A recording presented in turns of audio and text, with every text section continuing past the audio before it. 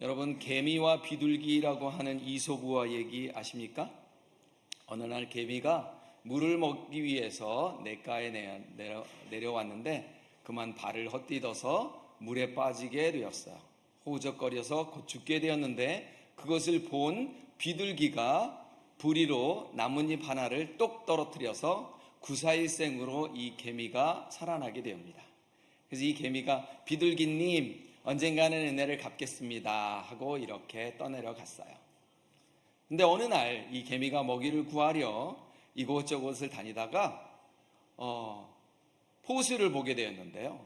이 포수가 어디를 향하여서 이렇게 총을 겨누고 있는데 자세히 보니 자신을 구해줬던 비둘기를 향하여서 총구를 향하고 있는 거예요. 그래서 얼른 이 개미가 이 포수의 다리 위로 올라가서 다리를 꽉 물었어요. 그러자 방아쇠를 당기려고 했던 그 포수가 고통 때문에 비둘기를 겨냥하지 못하고 다른 곳으로 총알을 쏴버리게 되었습니다. 그 총소리에 놀란 비둘기는 달아나면서 개미야, 네가 나를 구했구나 라고 했습니다. 그러자 이 개미는 언젠가는 제가 은혜를 갚는다고 했지요. 그러면서 이야기가 어떻게 끝나느냐면 개미는 비둘기에게 은혜를 갚은 것이었습니다 라고 끝을 냅니다. 여러분, 개미가 비둘기에게 은혜를 갚았습니다 라는 말은 그 의미가 세상적인 의미에서 이 은혜라는 것에 어떤 의미를 가지고 있는지를 알 수 있어요. 바로 은혜의 조건성입니다. 비둘기가 개미에게 베푼 선에 대해서 그 선에 대해서 갚는 것이 은혜다라고 하는 것이 바로 이 이솝우화에 나오는 이야기예요. 한국의 속담이 설교를 준비하면서 생각이 났어요. 가는 정이 있어야 오는 정이 있다. 정말이죠. 거꾸로 얘기하면 뭐죠? 가는 정이 없으면 오는 정도 없다. 그러나 이 세상의 은혜는 가는 정이 꼭 조건이 되어야 오는 정이 있지만 하나님의 은혜는 이렇게 조건적이지 않다라는 거예요. 인간이 하나님을 위해서 무언가를 선한 것을 했기 때문에 하나님께서 인간에게 은혜를 베푸는 것이 아니다라는 거예요. 오늘 본문이 바로 이러한 무조건적인 은혜에 대한 이야기를 다루고 있어요. 우리 잠깐 이 본문의 배경을 한번 보겠습니다. 예수님과 제자들이 잠시 휴식을 취하고 다른 사역들을 준비하기 위해서 사람들의 눈을 피해 갈릴리 지방을 떠나서 이 두로라는 지방으로 갔어요. 그래서 쉬고 싶어서 다른 사람들에게 알리지 않게 하려고 숨겼는데도 불구하고 자기 딸이 더러운 귀신 들린 이 어머니의 이 열정은 그것을 막을 수 없었어요. 어머니가 어떻게 해서든지 예수님을 찾아낸 거예요. 그래서 예수님을 찾아왔던 그 길 자체가 얼마나 절박하고 얼마나 눈물겹고 그러한 갈망하는 그런 은혜에 대한 갈망이었겠냐라는 거예요. 오늘 본문은 단순하게 끈질긴 믿음을 가진 이 어머니에 대해서 보여주는 것이 아니라 예수님의 기적을 불러일으키는 은혜의 다양한 통로에 대해서 이야기해주고 있다는 거예요. 오늘 이 스토리 여러분들 너무너무 잘 아시죠? 정말 많은 목사님들이 설교를 하셨을 거예요. 저도 이 설교를 한번 했던 것이 기억이 나는데 오늘은 다른 각도에서 한번 짚어보기를 원합니다.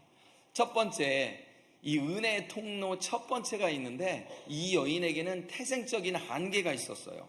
수로보니게 여인, 이 여인과의 만남이 있기 전에 예수님께서는 바리새인들과 서기관들과 정결에 대한 논쟁을 벌였어요. 마땅히 유대인들은 예수님을 찬양하고 환영하고 받아들여야 되는데도 불구하고 예수님을 이 유대인들은 핍박하고 배척했단 말이에요. 그런데 오히려 이 이방 여인, 이 포린 여인은 예수님을 간절히 사모했고 은혜를 갈망했다라는 거예요. 그리고 예수님을 보자마자 예수님 발 아래 엎드려서 간구합니다. 그러나 이 여인에게는 아주 큰 장애물이 있었어요. 26절을 보니까 그 여자는 헬라인이고 또 수로보니게 여인이었다. 한마디로 이방 여인이었다라는 거예요. 이방 여인이 유대인 예수님을 만나는 것이 쉽지가 않다라는 거예요. 그리고 여자였다라는 거예요. 당시에는 그 여자들이 남자들에게 정말 무시를 많이 당했는데, 언젠가도 이야기했지만 이 랍비들이 그렇게 기도했어요. 내가 여자로 태어나지 않은 것을 하나님께 감사합니다. 여러분, 이 요즘 세상에 태어난 여성분들 감사하시기 바랍니다. 다 예수님 덕분이에요. 예수님이 아니었으면 이 말도 안 되는 차별이 지금도 있었을 거라는 거예요. 우리가 다 김씨, 이씨 뭐 다 양반 가문인데 불과 200~300년만 돼도 누가 알아요 양반이었는지. 족보 다 사고 했기 때문에 예수님이 아니었으면 정말로 저도 어딘가에서 머슴살이 하고 있을지도 몰라요.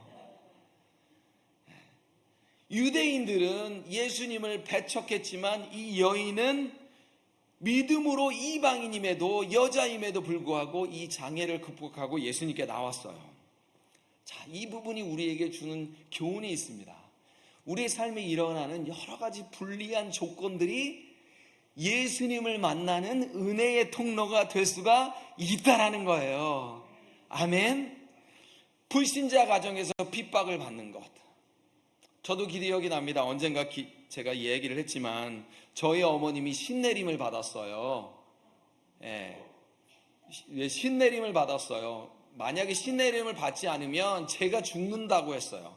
그래서 저희 어머님이 신내림을 받았는데 굿도 하고 뭐 별짓 다 하고 집안에 사당 같은 것도 모셔놨는데 신이 안 내려?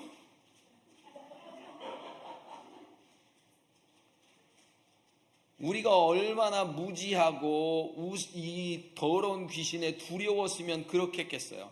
저희 아버님이 그때 처음이자 마지막으로 우시는 것을 보았어요. 몇 명의 무당을 찾아갔는데 똑같은 얘기를 하는 거예요. 둘째 아들이 죽습니다. 급사합니다.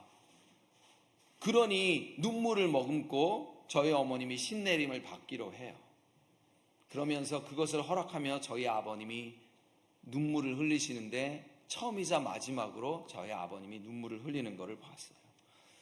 그러니 제가 공부를 제대로 할 수 있었겠습니까? 집중을 할 수 있었겠습니까? 그런데 제가 예수님을 만났잖아요. 예수님을 만나고 얼마나 고등학생 때니까 예민해요. 그 중고등부 아이들이 우리 집에 왔는데 그 우상 단지를 다 보고 너무나 놀라는 거예요. 너무나 놀라는데 제가 학력고사 보는데도 계속 그 악한 제가 제 머리맡에 그 사당 같은 그런 신주단지가 있었거든요. 밤새도록 시험 보기 전날 잠을 못 잤어요. 그런 영적 싸움이 계속되고 제 머릿속에서는 계속 찬양이 맴돌고 거의 잠을 못 자고 막 열은 막 42도까지 오르고. 그런데 우리 가정에 이 불신하는 이것이 바로 하나님을 만나게 되는 통로가 되었다라는 거예요. 할렐루야. 그리고 저희는 목사님을 모셔다가 이 신주단지를 부숴버리고 불태워버리고 하나님을 잘 믿고 잘 먹고 살았다는 아름다운 결말의 스토리로 끝납니다. 여러분, 불신자가 가득한 직장에서 핍박을 받아보셨습니까? 술을 안 먹는다고 사람들이 왕따 시키고 그런 직장 다녀보셨어요? 내 몸에 건강에 적신호가 생겨서 하나님을 온전히 예배하지 못하는 그런 상황에 계셔보셨어요?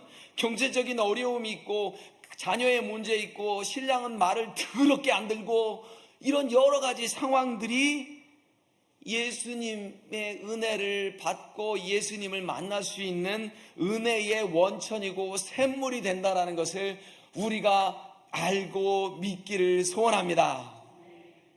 여러분, 이 말씀을 준비하면서 저는 믿음의 조상 아브라함이 생각이 났어요. 정말 믿음을 하나님께 인정을 받았단 말이에요. 그런데 이 아브라함처럼 특별한 은혜를 받으려면 특별한 조건을 갖추어야 된다. 그러면 저는 탈락이에요.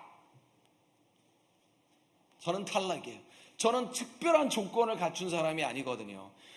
평범한 사람이에요.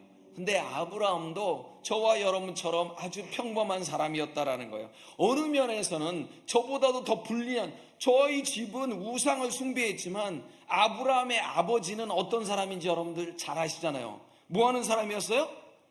우상을 만들던 사람이었어요. 저희 집은 이 우상이 두려워갖고 우상이 주는 벌이 두려워서 그냥 아이고 살려주세요 하는 그런 처지였지만, 아브라함의 아버지는 우상을 만들어서 그걸 비즈니스로 하던 그 사악하고 악한 사람 중에 하나였다라는 거예요.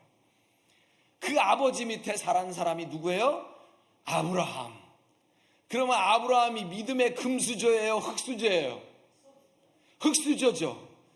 저도 그래서 어렸을 때부터 저를 위해서 기도하는 그런 부모님들 보면 너무너무 부러웠어요. 그렇죠? 그렇지 않아요? 이 어렸을 때 부모님의 기도는 정말 평생을 갑니다. 그냥 날라리처럼 교회를 다닌 것 같아도 어렸을 때 예수를 믿은 사람들은 뭔가 중요한 결단의 시간에 어떤 다른 결정들을 하더라고요. 아주 심지가 커다요. 저희 어머님이 예수를 믿고 저를 위해서 기도하는 그 목소리를 제가 녹화를 해서 지금도 돌아가신 어머니의 그 기도 소리를 들어요. 잘 들리지는 않지만 계속 창훈이 어쩌고 창훈이 그런 목소리를 제가 기억을 합니다. 이 아브라함은 특별한 조건을 가져서가 아니라 특별한 믿음을 가졌기 때문에 복을 받았다라는 거예요. 너의 고향과 친척과 아비집을 떠나 내가 내게 보여줄 땅으로 가라라고 하는 것을, 네가 익숙한 거 다 버려라. 너 이해 안 되지? 잘 언더스탠드 못하지? 그래도 순종해 라고 하니까 아브라함이 순종을 했어요. 네가 의지하는 인간적인 것들 다 떠나라 라고 했을 때 아브라함이 순종했기 때문에 위대한 믿음을 가졌다라는 거예요. 그렇기 때문에 내가 가진 육체의 질병 때문에, 내가 가진 가정의 불화, 가정의 재정, 내 가정의 불신앙 때문에 하나님의 은혜를 받게 되고 내가 예수님을 만나는 기적을 체험하게 된다면 오히려 내 인생의 불리한 조건들이 은혜의 통로가 된다는 것을 믿으시기 바랍니다. 하나님 왜 저요? 왜 나만 이런 일을 겪어야 하냐고요? 라고 우리가 기도하잖아요. 그렇죠?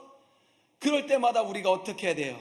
하나님께서 나에게 은혜의 통로를, 은혜의 바닷길을 여시는구나 라고 생각하시기 바랍니다. 두 번째, 이 여인에게 은혜의 통로가 있었는데요, 그것은 뭐냐면 믿음의 시험이었어요.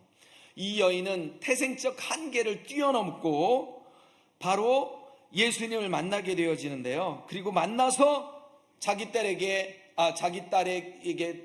들린 이 귀신을 쫓아달라고 예수님께 간구합니다. 이 오늘 본문이 마태복음 15장에 똑같이 기록되어 있는데요, 거기 기록이 뭐라고 되어 있냐면 예수님께 크게 소리 지르며 딸을 고쳐주시기를 간구하고 있다라는 거예요. 그런데 여러분 놀랍습니다. 놀라운데 예수님께서 이 마태복음에 보면 한마디 대꾸도 안 하세요. 흔히 세상 말로 하면, 요즘 말로 하면, 젊은이들이 하는 말로 하면 뭐예요? 개무시. 왜 개라는 단어가 뒤에 나오니까 하는 거예요. 예수는 한 말씀도 대답하지 아니하시고 아주 totally 무시. 주님 도와주세요 라고 우리가 때때로 기도하잖아요. 그런데 도와주세요 그러니까 예수님께서 우리 딸아 금방 기도해서 내가 바로 대답할게, 항상 그러던가요? 대답이 안 올 때가 있어요. 응답이 안 올 때가 있어요. 그러면 우리는 어떻게 생각해요? 이 침묵을 거절이라고 생각한다는 거예요.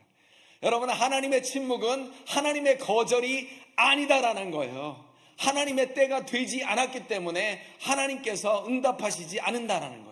아직 예수님께서 지금 프로세스할 과정이 있으시기 때문에 이렇게 대답하지 않고 계셨다라는 거예요. 근데 우리는 바로 응답이 안 오면 어떻게 해요? 하나님께서 거절하시는구나 라고 하면서 바로 기도하는 것을 멈추고 신앙의 자리에서 후퇴해버린다라는 거예요.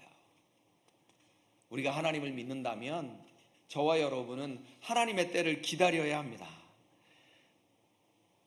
근데 한 발 더 나가서 예수님께서 무시까지는 괜찮았는데요, 무풀이 아니고 악풀을 달아요. 아주 쌀쌀맞고 매몰찬 그렇게 들리는 뉘앙스로 거부를 하세요. 27절 같이 읽겠습니다. 자녀로 먼저 배불리 먹게 할지니 자녀의 떡을 취하여 개들에게 던짐이 마땅치 아니하니라. 개 무시를 진짜 하고 계시는 거예요. 그것도 뭐야? 너는 개다. 내가 개한테 줄 것이 있느냐? 자녀로 먼저 배불리게 먹게 해야 되는데 너희 개한테 떡을 줄 수는 없다. 정말 특이합니다. 예수님께서 이런 분이 아니세요. 예수님은 은혜로우신 분이고 자비로우신 분이고 긍휼이 많으신 분이고 불쌍히 여기시는 분이시는데 지금 차별하시는 것 같아요. 이해가 되지 않아요. 예수님께서 지금 이 여인의 사정을 모르셨을까요? 뻔히 아셨단 말이에요. 예수님께서 하나님의 아들이시고 하나님이시기 때문에 지금 이 여인이 예수님께 왜 왔을까를 이미 아신단 말이에요. 그런데 왜 예수님은 이렇게 매몰차고 냉정하고 너무 쌀쌀맞게 지금 거부하고 계시는 것일까요? 심지어는 개라고 부르면서까지. 이 당시에 유대인들은 이방인들을 아주 경멸했습니다. 그리고 밥도 같이 먹지 않았어요. 어떤 접촉도 하지 않았어요. 그리고 그 당시에 유대인들이 이방인들을 경멸하여 부르던 말이 바로 이 개라는 호칭이었었어요. 지금 예수님께서 이 당시에 유대의 관습에 따라 이 이방 여인을 개라고 부르시는 거예요. 그 부르신 목적이 뭘까요? 바로 이 여인이 당신을 믿고 있는지, 당신이 그렇게 해주실 것인지 아닌지를 지금 시험하고 있는 거예요.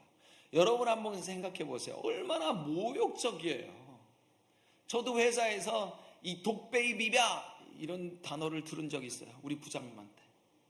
이 독베이비 하니까 좀 언어가 순화되는 것 같죠? 이게 한국말로 들으니까 기분 엄청 나쁜 거예요. 신입사원 때 이 독베이비야 저리 꺼져, 나가버려.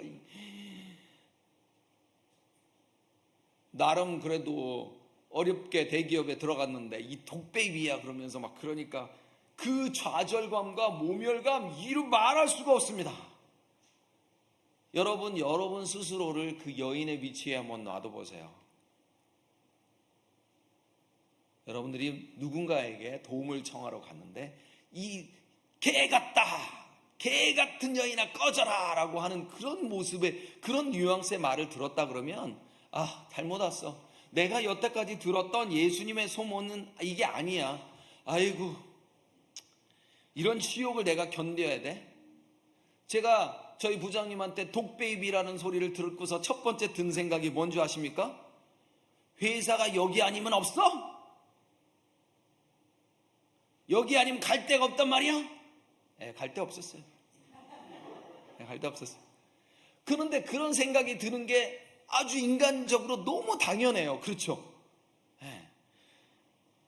이 사람 아니야. 그래도 누가 뭐라 할 사람 없어요. 그런데 왜 예수님께서 지금 이 여인을 개 취급하고 있잖아요. 근데 예수님은 이 여인을 개 취급하셔도 됩니다. 무슨 말이에요, 목사님? 왜냐하면 예수님 스스로가 개 취급을 당해 보셨기 때문이에요. 예수님 스스로가 그 믿음의 훈련을 당하신 분이시다라는 거예요. 예수님은 온 인류의 구원을 위해서 따귀를 맞으시고 침뱉음을 맞으시고 머리에 가시관을 면류관을 씌시고 십자가에 못 박히시고 채찍에 맞으시고 또 심지어는 벌거 벗겨지고, 여러분 이거는 개 취급이 아니라 개만도 못한 취급을 받으신 분이 바로 우리 예수님이세요. 그 예수님이 바로 이 모든 훈련을 다 받으신 그분이시다라는 거예요. 예수님께서 십자가에서 혈기 부르시고 이것들 진짜 해도 너무하네. 이것들 내가 천군 천사를 해가지고 이것들 싹 쓸어버리고 십자가에 달릴까? 이랬으면 예수님의 십자가의 의미가 있었겠냐라는 거예요. 아무 대꾸하지 아니하시고 도살장에 끌려가는 무기력한 양처럼 십자가에 달리셨습니다. 그러나 우리 하나님은 그 예수님을 온 인류를 구원하는 메시아로 높여주셨습니다. 할렐루야. 그런 예수님이시기 때문에 예수님은 이 여인이 어떤 마음일지를 아셨을 거예요. 하나님은, 예수님은 우리에게 더 큰 은혜를 주시려고 우리를 시험하십니다. 아멘.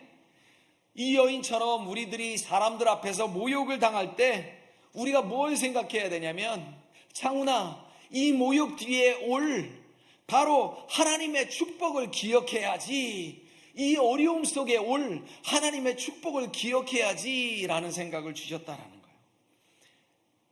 저와 여러분이 때때로 세상을 살면서 참 애매한 고난을 받습니다. 그 애매한 고난을 당할 때 우리가 하나님께서 상 주실 것을 바라보아야 한다라는 거예요. 저와 여러분이 억울한 일을 당했다라는 것은 바로 하나님의 상을 받을 후보자가 되었다라는 거예요. 아멘. 여러분들이 어떤 상의 후보자가 한번 돼보신 적 있으세요? 야, 내가 진짜 뽑힐까? 와, 내가 2명 중에 1명이라는데 그 후보자가 되었다. 고난이 왔다라는 것은 후보자가 되었다라는 거예요. 그럼 언제 상을 받아요? 내가 이 애매한 고난을 잘 믿음으로 감사하며 넘겼을 때 내가 진정한 수상자가 되어진다라는 거예요. 아멘. 자, 애매한 고난은 나를 후보자로 만들지만 고난 속에서 감사하는 것을 바로 나를 수상자로 만든다라는 거예요. 아멘. 자, 이 여인이 세 번째로 겪었던 이 은혜의 통로가 있어요. 그것이 바로 주권의 인정이에요. 이 여인은 예수님께서 자기 딸에게 들린 이 귀신을 쫓아낼 수 있는 권세가 있으신 분이다라는 것을 믿었어요. 믿음이 무엇이냐? 사람마다 여러 가지 데피니션이 있겠지만, 정의가 있겠지만, 믿음은 예수님의 주권과 권위와 권세를 믿는 것이에요. 예수님은 하실 수 있다라는 것을 믿는다라는 거예요. 우리의 건강, 우리의 재물, 우리의 가정, 우리의 자녀, 우리의 결혼, 우리의 취업, 진학 모든 주권을 예수님께 맡기고 인정하는 것이 바로 주권을 인정한다는 거예요. 이 심장에 한번 손을 얹어 보세요. 잘 뛰나요? 잘 안 뛰면 수술 받아야 되는 거예요. 머리 한번 만져보세요. 뇌의 혈류가 느껴지시나요? 안 느껴지죠? 딱딱한 스컬이 있으니까. 그래도 하나님께서 이 뇌의 혈류를 다 움직이고 계신다라는 거예요. 아멘. 이것을 믿는 것이 바로 여호와 하나님의 주권을 믿는 거예요. 저는 하나님을 믿지 않을 때도 태극기를 향하여서 기도를 했어요. 좋은 축구 선수가 되게 해주세요. 저는 신앙심이 아주 투철했던 사람이에요. 저는 초등학교 2학년 때부터 죽음에 대해서 고민했던 사람이에요. 죽으면 어떻게 될까? 죽으면 어떻게 될까? 이 사철이 있는데 어떻게 이게 우연히 움직이고 있을까? 동물원에서 원숭이를 봤는데 네가 내 조상이냐? 아무 대답이 없는 거예요. 이 원숭이가. 이 원숭이가 나의 조상이 될 수가 없다라는 거예요. 그러면 인간을 만든 무언가가 있을 것 같은데, 그런데 교회를 갔더니 그분이 하나님이라고 그러시네요. 우리 삶에 일어나는 모든 일들은 하나님이 주관하시고 하나님이 허락하신 것을 믿는다라는 것이 바로 그분의 권위를 인정하는 것이고 주권을 인정한다라는 거예요. 자, 이 여자 다시 한번 보겠습니다. 이 여인 자존심 따위 부리지 않았어요. 그렇죠? 예수님께서 당신의 자기의 딸의 귀신을 쫓아낼 수 있는 그런 권세가 있으신 분이다라는 것을 믿었기 때문에 예수님께서 자기를 개 취급해도 자존심이 상하지 않았다라는 거예요. 놀랍게도 이 여인은 자신을 개라고 부르는데도 스스로 네, 저 개 맞습니다. 더 겸손히 예수님께 나아가요. 28절 한번 읽겠습니다. 시작. 여자가 대답하여 가로되 주여 올소이다마는 상 아래 개들도 아이들의 먹던 부스러기를 먹나이다. 주여. 마가복음이 총 17장으로 구성되어 있는데 여러분, 그 어느 누구도 예수님을 주라고 부른 사람이 없어요. 정말로 많은 사람들이 나타나는데 그 어느 누구도 예수님을 주라고 부른 사람이 없는데 이 여인이 유일하게 예수님을 주라고 부릅니다. 이 주여라고 불렀다라는 얘기는 예수님께서 우리 딸의 병을 고쳐줄 권세 있는 분이다 라는 것을 넘어서 예수님께서 나의 메시아시고 나의 삶의 주인이시고 내 인생을 구원해 주실 분이시고 나의 인생을 새롭게 하실 구원자라고 하는 고백을 하고 있다라는 거예요. 뭐라고 얘기해요? 네, 저 개 맞습니다. 그런데요, 개들도 주인의 식탁에서 떨어지는 부스러기는 먹지 않습니까? 저희가 개 맞는데요, 저한테 부스러기라도 주세요 라고 부스러기 같은 은혜를 부스러기라도 받아야 되겠습니다 라고 그렇게 기도하고 있다는 거예요. 주여 올소이다 라고 하면서 하나님의 말씀을 인정하고 개의 위치에서 부스러기의 은혜를 구했다라는 거예요.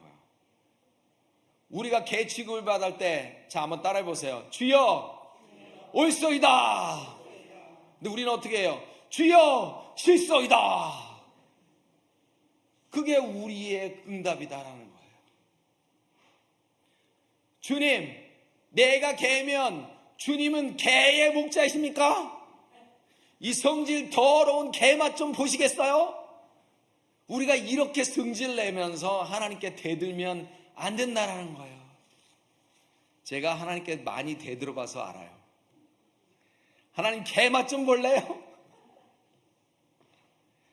여인은 자기의 자존심을 내려놓았지만 하나님을 신뢰했기 때문에 하나님을 신뢰하는 사람으로서 높은 자존감이 있었어요. 여러분, 두 가지 차이점을 아셔야 됩니다. 자존심과 자존감은 완전히 다른 거예요. 자존감이 높아야 훈련을 감당할 수 있어요. 3살짜리 아이가 씨름하자고 들렸을 때 내가 져줄 수 있는 거예요. 내가 자존심이 아니라 자존감이 높기 때문에, 자존감이 높은 사람만이 하나님께서 주신 훈련을 감당할 수 있다는 거예요. 조금만 뭐라 해도 파르르 자존감이 낮은 사람은 파르르 얘가 나를 어떻게 받길래 우와 너 죽고 나 죽자 하는 거예요. 내가 가진 것이 많은 사람은 겸손할 수 있다라는 거예요. 가진 것이 없으니까 누가 뭐라 그래도 파르르 하는 거예요. 저도 그런 경험들을 진짜 많이 해봤어요. 여러분, 제가 누가 봐도 100이면 100 다 내가 잘못하지 않았다라는 걸 알면요, 제가 뭐라 그러는지 아세요? 잘못했습니다, 미안합니다, 사과합니다. 왜? 내가 그렇게 사과한다고 할지라도 다 내가 잘못하지 않은 것을 알기 때문에. 근데 내가 조금이라도 잘못했으면 제가 사과를 못 하겠더라고요. 내가 누구예요? 나는 하나님의 아들이에요. 그렇게 대단한 사람이다라는 거예요. 이 자존심이 있으면 훈련을 감당할 수 있다라는 것입니다. 며칠 전에 박영철 집사님하고 통화를 했는데 우리 아론이가 105도 되는 곳에서 지금 훈련을 받고 있습니다. 그냥 미국 아이들이 그냥 톡톡톡 쓰러져가지고 넘어져서 그냥 훈련장에서 넘어진대요. 그러면 걔네들을 실어다가 오름모래 속에 그냥 퐁당 집어넣어 버린다네요. 아이고, 그냥 무서운지 그냥 저도 옛날 생각나서 훈련을, 내가 이 훈련을 잘 견디면 내가 이제 휴가 가는구나. 그래서 어떻게 목소리라도 들었어요? No. 7주 동안 어떤 연락도 못하게 한대요. 부모님에게. 연락이 왔다 그럼 무슨 소식이에요? 큰 사고 났다는 뜻이에요. 연락이 없다 그럼 뭐예요? 훈련 잘 받고 있다. 훈련은 자존감이 높아야 견딜 수 있다는 거예요. 하나님의 능력을 인정할 때만이 바로 겸손할 수 있고, 이 자존심을 내려놓아야 하나님의 권위를 인정해야만이 축복이 우리에게 올 수 있다는 거예요. 마지막으로 이 여인에게 축복을 은혜를 가져다 줬던 은혜의 통로 네 번째가 있습니다. 바로 지혜의 말입니다. 이 여자는 정말 지혜로운 여자였어요. 한번 생각해 보세요. 목사님 도대체 무슨 얘기를 하시는 걸까? 한번 생각해 보세요. 이 여자가 지혜로웠습니다.